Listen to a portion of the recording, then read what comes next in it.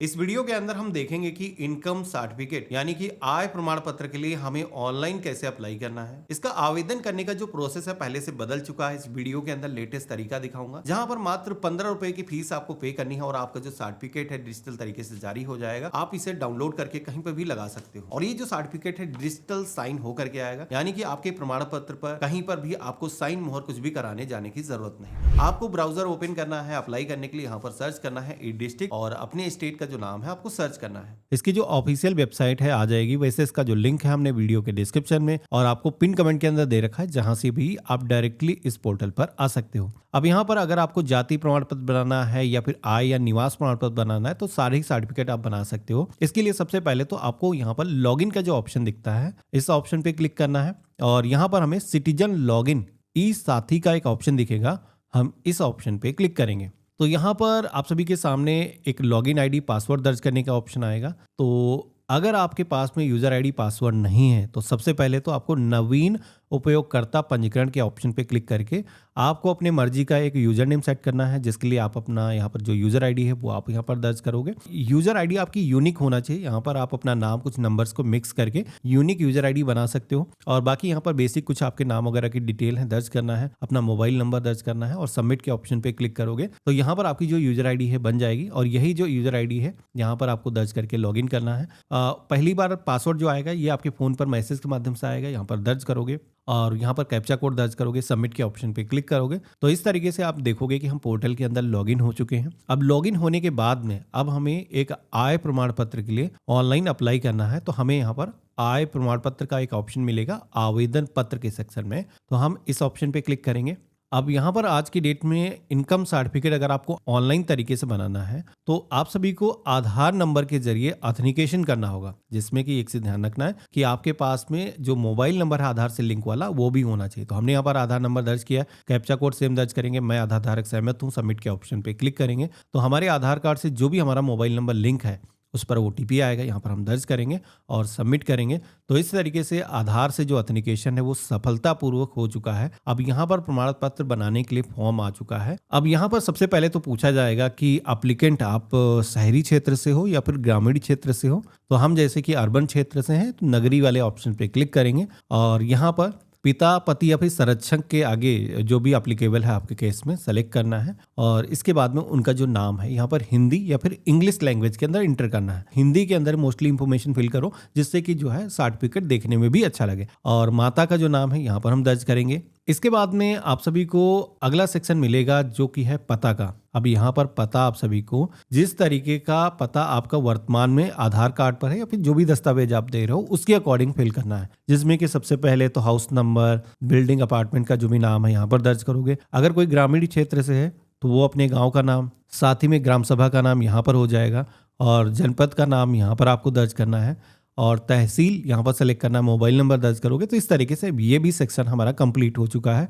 अब बारी आती है परमानेंट एड्रेस की, जो कि स्थायी जो पता है। ऊपर जो पता आपने दर्ज किया है अगर दोनों पता सेम है, मेल खाते हैं, तो उस केस में यहाँ पर उपरोक्त के ऑप्शन पे क्लिक कर दोगे तो ऑटोमेटिक ये जो एड्रेस है आपका कॉपी हो जाएगा सेकंड लाइन के अंदर। इसके बाद में आप सभी को व्यवसाय के सेक्शन में आना है। अब यहाँ पर व्यवसाय आपका क्या है, तो आप जो एग्रीकल्चर करते हो या फिर कोई स्टूडेंट है वो अपना इनकम सर्टिफिकेट बना रहा है तो अपना यहाँ पर विद्यार्थी मेंशन करेगा या फिर स्टूडेंट मेंशन कर सकते हो। इसी के साथ में कोई मजदूरी करता, सिलाई कढ़ाई का कोई काम करता है तो जो भी ऑक्यूपेशन है यहाँ पर आपको मेंशन करना है। इसके बाद में परिवार का विवरण के सेक्शन में आना है। अब यहाँ पर ये जो सेक्शन है काफी इंपॉर्टेंट है। यहाँ पर आप सभी को नंबर दर्ज करने के लिए बोला जाएगा। अब आपके परिवार के अंदर जितने भी सदस्य हैं आवेदक को मिला करके, तो जैसे कि मान लो परिवार के अंदर 4 लोग हैं तो यहाँ पर आप 4 संख्या जैसे फिल करोगे तो परिवार के उन सदस्यों की जो संख्या है आप देखोगे कि नीचे उसी तरीके से एक सेक्शन आ चुका है, रो आ चुकी हैं, जहां पर अब आपको उनके जो नाम है दर्ज करने हैं,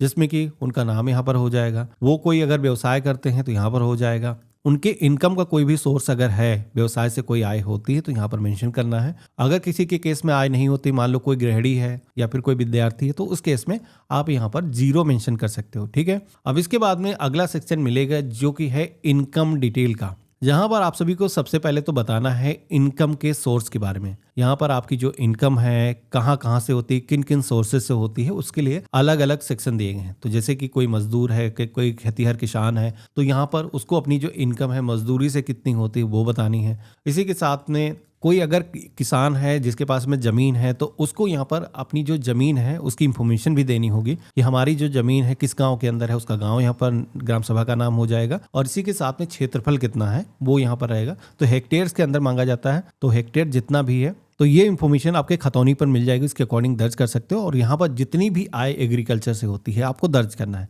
अब यहाँ पर ये चीज़ बता दूं कि मैंने इससे पहले एक दो किसानों का मैंने सर्टिफिकेट बनाया है, लेकिन मैंने यहाँ पर जो ज़मीन की डिटेल है वो दर्ज नहीं करी थी, फिर भी उसका जो सर्टिफिकेट है वो बन गया है। तो अगर आप यहाँ पर ज़मीन की डिटेल नहीं देते हो, डायरेक्टली इनकम भर देते हो, तब भी यहाँ पर आपका जो सर्टिफिकेट है बन जाता है। इसके बाद में पेंशन आय के सेक्शन में आना है। तो अगर किसी की पेंशन से आय होती है, सेवा आयोजन यानी कि नौकरी से होती है, निजी व्यवसाय अगर कोई व्यवसाय करता है उससे जो भी इनकम होती है तो यहाँ पर दर्ज करना है। इसी के साथ में अन्य कोई सोर्स है जहां से आपकी इनकम होती है तो आपको यहाँ पर बताना है। अब यहाँ पर इनकम सोर्सेज के आगे ही आप देखोगे कि बताया गया है कि वेतन पर्ची प्रमाण पत्र संलग्न करना जरूरी। तो यहाँ पर अगर किसी की इनकम सेवा आयोजन यानी कि नौकरी से होती है तो उसको वेतन की जो पर्ची है वो अपलोड करना होगा। गवर्नमेंट की तरफ से ऐसा कहा जाता है, लेकिन अगर आप नहीं करते हो, मैंने देखा है अप्लाई करते हो जाते हैं, बन जाते हैं, मोस्टली चांसेस रहती है बन जाते हैं। इसी के साथ में कोई अगर इनकम टैक्स फाइल करता है, अपना जीएसटी रिटर्न फाइल करता है, तो उसको भी अपलोड करने के लिए कहा जाता है। यहाँ पर अब आपने इनकम के सारे सोर्सेस बता दिए। अब बारी आती है कि टोटल जितनी भी इनकम आपने ऊपर अलग अलग बॉक्स के अंदर फिल करी है उसका योग कितना होगा, तो जोड़ करके जितना भी आता है यहाँ पर आपको दर्ज करना है। इसके बाद में पूछा जाएगा क्या इससे पहले पूर्व में कभी प्रमाण पत्र बना है। तो अगर आपने इससे पहले कभी अप्लाई किया है और आपके पास में पुराना जो सर्टिफिकेट है वो मौजूद है तो उसका जो नंबर है वो मांगा जाएगा, तो आपको यहाँ पर दर्ज करना होगा। मैंने नहीं कर दिया तो मुझे दर्ज करने की जरूरत नहीं। इसके बाद में आवेदन शुल्क का भुगतान कर दिया है तो हाँ करना ही पड़ेगा, तभी फॉर्म सबमिट होगा। इस पे क्लिक करेंगे और प्रमाण पत्र बनवाने के कारण के सेक्शन में आएंगे। तो यहाँ पर कारण क्या है, तो बेसिकली आवश्यक कार्य हेतु मेंशन कर सकते हो, या फिर कोई शिक्षण कार्य हेतु हो गया, या फिर स्कूल के अंदर लगाना है, छात्रवृत्ति के लगाना है। तो यहाँ पर अलग अलग ऑप्शन मिल जाएंगे, सेलेक्ट कर सकते हो, या फिर अन्य सेलेक्ट करके आप मैनुअली भी दर्ज कर सकते हो। तो हमने जैसे कि मैनुअल दर्ज कर दिया है कि आवश्यक कार्य हेतु। अब इसके बाद में संलग्न शीर्षक के सेक्शन में आना है। यहाँ पर अब आपको अपनी जो दस्तावेज है वो अटैच करना है, जिसमें अपलोड क्या क्या किया जाएगा। तो एक तो रहेगी पासपोर्ट साइज की फोटो। तो बेसिकली फोटो 50 KB से ज़्यादा नहीं होनी चाहिए, ये चीज़ आपको ध्यान रखना है। तो हम चूज फाइल के ऑप्शन पे क्लिक करेंगे और फोटो जहां पर भी हमने सेव करके रखा है हम सेलेक्ट करेंगे, ओपन के ऑप्शन पे क्लिक करेंगे, अपलोड करेंगे, तो यहाँ पर फोटो हमारी अपलोड हो चुकी है। अब इसके बाद में बारी आती है स्वप्रमाणित घोषणा पत्र। अब ये जो घोषणा पत्र है क्या है, बेसिकली गवर्नमेंट की तरफ से एक डिक्लेरेशन मांगा जाता है, जो कि होम पेज पर ही एक ऑप्शन मिल जाएगा स्वप्रमाणित घोषणा पत्र का। यहाँ पर क्लिक करके ये जो लेटर है आप डाउनलोड कर सकते हो, इसको प्रिंट करना होगा। इस पर बेसिकली आपको अपना नाम मेंशन करना है, पिता का नाम मेंशन करना है, और साथ ही में आपको अपना एड्रेस यहाँ पर दर्ज करना है और अपने सिग्नेचर करने हैं। जिस भी जगह से आप इस फॉर्म को भर रहे हो यहाँ पर सिग्नेचर करना है, प्लेस का नाम मेंशन करना है, और बस इसे स्कैन करके दोबारा से आपको यहाँ पर आकर के स्वप्रमाणित घोषणा पत्र के अंदर अपलोड करना है। हम चूज फाइल के ऑप्शन पे क्लिक करेंगे और यहाँ पर अपलोड कर देंगे। तो ये भी यहाँ पर अपलोड हो चुका है। अब बारी आती है तीसरे डॉक्यूमेंट की, जो कि यहाँ पर ऑप्शन तो वैसे बहुत सारे दिए गए, लेकिन मेरे केस में अप्लीकेबल है, एक कोई आईडी यहाँ पर अटैच करना होगा। तो उसके लिए हम अन्य के ऑप्शन पे क्लिक करेंगे, क्योंकि हमारे पास में राशन कार्ड नहीं है, ना ही वेतन पर्ची है, तो हम अन्य वाले ऑप्शन पे क्लिक करेंगे। अब इसके बाद में यहाँ पर हमें जो भी दस्तावेज दे रहे हैं यहाँ पर उसका नाम मेंशन करना है। तो जैसे कि हमने आधार मेंशन कर दिया है और आधार की जो कॉपी है वो हम सेलेक्ट कर लेंगे। एक चीज ध्यान रखना है कि आधार अगर आप दे रहे हो तो आधार कार्ड का दोनों साइड का जो आधार है, फ्रंट और बैक साइड दोनों आपको स्कैन करके उसकी सिंगल फाइल बनानी है, और उसका जो साइज है वो भी 100 KB से ज्यादा नहीं होना चाहिए। तो एक चीज ध्यान रखना है कि दस्तावेज मोबाइल फोन से अगर आप बनाते हो तो उसका जो साइज है वो ज्यादा हो जाता है। तो अगर आप मोबाइल फोन से अप्लाई कर रहे हो तो हमारी वेबसाइट सरकारी DNA टूल्स आप इस्तेमाल कर सकते हो, जहां पर जाना है और वहां पर आपको साइज रिसाइजर का एक ऑप्शन मिल जाएगा, जहां पर जो भी साइज की आप फाइल अपलोड करोगे साइज करके 100 KB की जो फाइल है डाउनलोड कर सकते हो, और यहाँ पर आकर के उसे सेलेक्ट कर लोगे, अपलोड कर दोगे। तो इस तरीके से हमारी जो दस्तावेज है वो अपलोड हो चुके हैं। अब दस्तावेज अपलोड होने के बाद में आप सभी को सबमिट के ऑप्शन पे क्लिक करना है। तो हमारे सामने एक समरी पेज आ जाएगा, जहां पर इस फॉर्म के अंदर जो भी इंफॉर्मेशन हमने दर्ज करी है वो यहाँ पर इंफॉर्मेशन दिखाई गई है। तो यहाँ पर सारी इंफॉर्मेशन को मिलान कर लेना है। अगर आपके केस में कोई भी करेक्शन है तो क्लोज के ऑप्शन पे क्लिक करके बैक जा करके आप एडिट कर सकते हो। मेरे केस में सारी चीजें परफेक्ट है। हम सेवा शुल्क भुगतान के लिए यहाँ पर क्लिक करें, इस ऑप्शन पे क्लिक करेंगे। यहाँ पर रिक्वेस्ट एप्लीकेशन आईडी जनरेट होकर के आ चुका है। ये आईडी सबसे पहले तो आपको नोट कर लेना है और हमें इसकी जो फीस है वो पेमेंट करना है। पेमेंट करने के लिए हम सबमिट के ऑप्शन पे क्लिक करेंगे तो यहाँ पर 15 रुपीज़ की जो फीस है वो आपको ऑनलाइन जमा करनी है, जो कि net banking, UPI, QR code, debit card के माध्यम से आप पेमेंट कर सकते हो। जैसे कि हमने यूपीआई से पेमेंट करने के लिए सेलेक्ट किया है तो हम चाहे यूपीआई आईडी इंटर कर सकते हैं या फिर यहाँ पर क्यूआर कोड का ऑप्शन दिया गया है तो यहाँ पर हम एक क्यूआर कोड ले सकते हैं जिसे स्कैन करके भी हम अपना जो पेमेंट है वो कर सकते हैं। तो हमने स्कैन करके पेमेंट कर दिया है। आप देखोगे कि पेमेंट होने के बाद में वैसे तो हमारे सामने पावती स्लिप आनी चाहिए, लेकिन बहुत दिनों से इस पोर्टल पर एक इशू चल रहा है कि स्लिप डायरेक्टली नहीं निकलती है। अगर आप आते हो पेमेंट कर देते हो, आपके सामने कुछ इस तरीके का एक एरर का पेज आ जाता है। तो अब आपको करना क्या है, सबसे पहले तो आपको होम पेज पर आना है। आप सभी को आगे का जो प्रोसेस है कंप्लीट करने के लिए सेवा शुल्क भुगतान का एक ऑप्शन दिखेगा होम पेज पर ही, आपको इस ऑप्शन पे क्लिक करना है।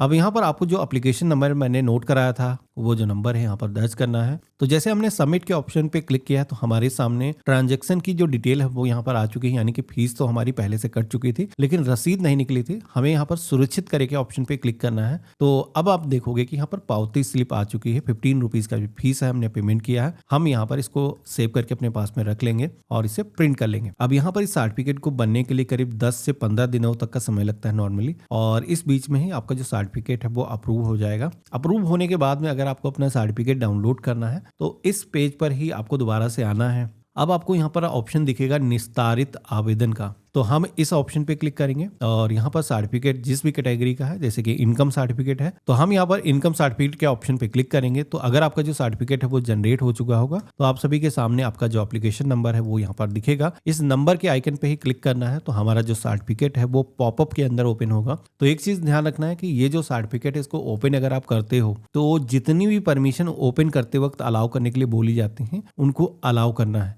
किसी भी परमिशन को डिनाई नहीं करना है। अगर आपने एक बार इस साइट की जो परमिशन है डिनाई कर दी तो फिर कुकीज से रिमूव करके पूरा डेटा तब आपको करना होगा, नहीं तो दोबारा सर्टिफिकेट ओपन नहीं होगा, आप सभी के सामने एरर आएगा। तो यहाँ पर हमारा जो सर्टिफिकेट है वो आ चुका है। ये जो सर्टिफिकेट हम A4 पेपर पर प्रिंट कर लेंगे। अगर प्रिंटर नहीं है तो किसी साइबर कैफे जनसेवा केंद्र से जाकर के इसे प्रिंट करा सकते हो। अब ये जो सर्टिफिकेट है डिजिटल साइन होकर के आता है। ये जो सर्टिफिकेट है आप प्रिंट करके कहीं पर भी लगा सकते हो। कोई भी डिपार्टमेंट है अगर उसको वेरीफाई करना है तो इसी पोर्टल पर आकर के जो इनकम सर्टिफिकेट है वो वेरीफाई कर सकता है। तो देखा आपने, ये रहा कंप्लीट प्रोसेस। इस तरीके से आप अपना जो आय प्रमाण पत्र है ऑनलाइन तरीके से बना सकते हो। अब अगर आपको कोई अन्य डॉक्यूमेंट बनाने हैं जैसे कि जाति प्रमाण पत्र, डोमिसाइल सर्टिफिकेट, तो इन दस्तावेजों को कैसे आपको बनाना है इनका भी वीडियो आपको वीडियो के डिस्क्रिप्शन में मिल जाएगा, जहां से क्लिक करके आप हमारे दूसरे वीडियोस को भी चेकआउट कर सकते हो। आशा करता हूं वीडियो आपको काफी पसंद आया होगा। वीडियो पसंद आया इसे लाइक करिएगा। चैनल पे अगर आप नए हैं तो चैनल को सब्सक्राइब जरूर कर लीजिएगा और हम मिलते हैं ऐसे ही एक नए वीडियो में। तब तक के लिए गुड बाय, जय हिंद।